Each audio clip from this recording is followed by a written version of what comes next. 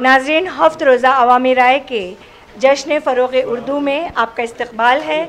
हमारी खुशनसीबी है कि हमारे साथ आज समाजी खिदमतकार बहुत ही सिर्फ मुंबई में नहीं पूरे हिंदुस्तान में जानी मानी शख्सियत यूसुफ अब्राहनी साहब हमारे दरमियान मौजूद है। यूसुफ भाई, हम आपसे जानना चाहेंगे कि आज के प्रोग्राम के ताल्लुक़ से और आपकी उर्दू मोहब्बत के ताल्लुक़ से हम चंद कलमात सुनना चाहेंगे। देखिए, ये सामने है ना फारूक सैयद साहब, इनकी मैगज़ीन है गुलबूते, उसी को पढ़ के उर्दू सीखा हूँ मैं।